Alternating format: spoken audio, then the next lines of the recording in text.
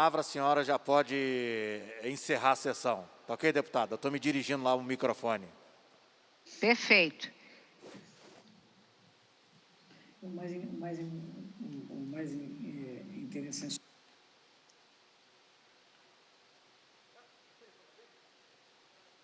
Convido para fazer uso da palavra o deputado Capitão Paulo Teixeira. Vossa Excelência conta com 10 minutos regulamentares. Senhora presidente, deputada Marta Rocha, também a deputada Lucinha, que se faz presente aqui também acompanhando a sessão, os demais parlamentares que também nos acompanham pelo Zoom, também ao povo do Rio de Janeiro que nos acompanha pela TV Alerj e aqueles que também nos acompanham pelo YouTube. Eu subo a essa tribuna para fazer uma solicitação ao governo do Estado. Eu já fiz um requerimento de informações. Recentemente foi sancionado pelo governo do Estado a Lei 8.862, de 3 de junho de 2020. Esta lei, de nossa autoria, dispõe sobre a contratação emergencial temporária de psiquiatras, psicólogos, assistentes sociais e terapeutas ocupacionais, visando oferecer atendimento às vítimas de depressão e tendências suicidas em decorrência da pandemia provocada pela Covid-19. Apesar de ser uma lei autorizativa, eu solicito ao governador para que contrate um número de profissionais destes que foram citados por mim, para que possam prestar apoio àquelas pessoas que estão sofrendo depressão, angústia e algumas até com tendências ao suicídio por conta da Covid-19.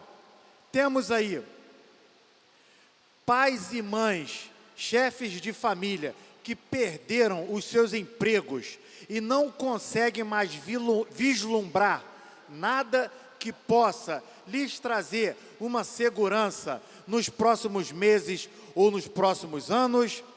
Temos microempresários ou médio empresários que perderam os seus comércios, que quebraram por conta do isolamento e devido à pandemia.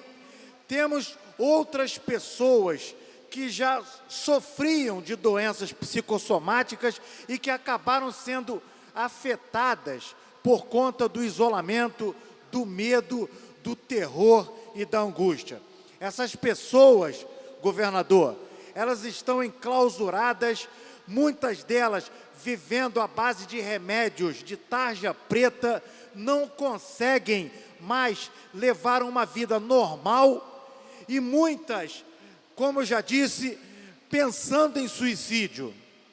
Cabe ao governo do Estado fazer cumprir a lei por ele sancionada. Como diz, apesar de ser uma lei autorizativa, o governo do Estado deveria se sensibilizar com essas pessoas. Eu sei que a palavra sensibilidade, infelizmente, não tem sido usada nos últimos dias no governo do Estado. Nós sabemos disso, lamentavelmente,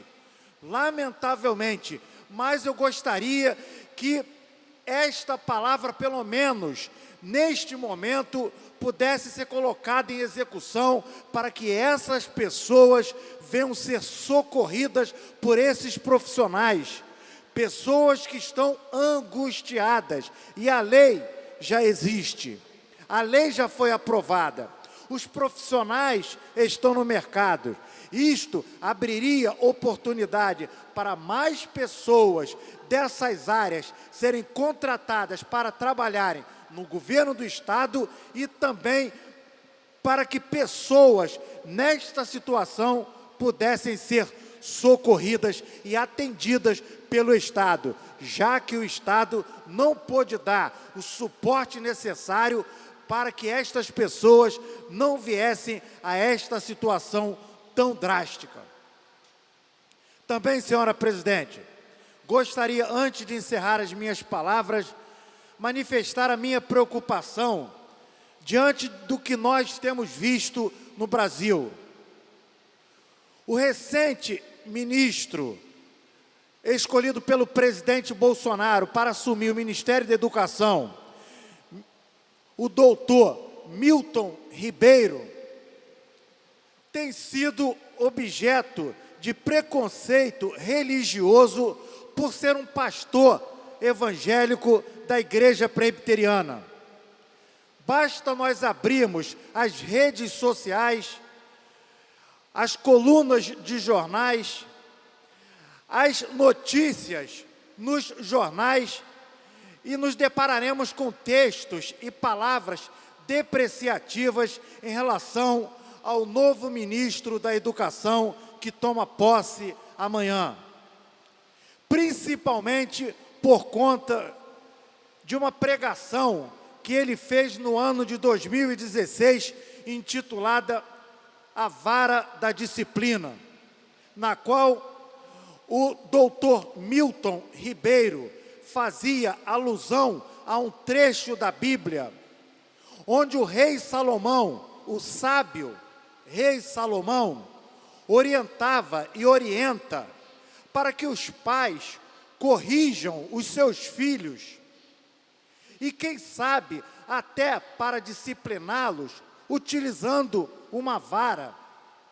Nós sabemos, senhora presidente, que a utilização de uma vara ali pode ser num sentido real, que certamente foi, mas também num sentido figurado.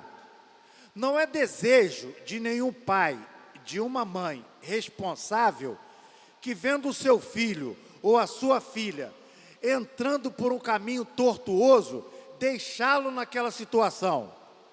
Então, o sábio rei Salomão disse: corrigindo-a com uma vara, nem por isso morrerá. Quantos de nós, quando éramos menores, e até hoje fazemos isso, para corrigirmos os nossos filhos, talvez não utilizemos de forma literal uma vara de goiaba ou uma outra vara qualquer, mas punimos o nosso filho, fazemos uma correção de maneira que ele entenda que aquela disciplina que nós estamos dando a ele é uma disciplina que vem fazer com que ele venha se corrigir daquele ato errado. Vai ficar tantas horas ou tantos dias sem utilizar o seu celular, o seu tablet, ou ver a sua televisão, ou fazer um passeio, ou andar de bicicleta, porque você cometeu esse ou aquele erro, você desrespeitou os mais velhos, você não respeitou a professora na escola, você não respeitou a pessoa idosa. Isto é a vara da disciplina que os pais e as mães e os avós responsáveis e que querem o bem para os seus entes queridos, os seus filhos, os seus netos, aplicam.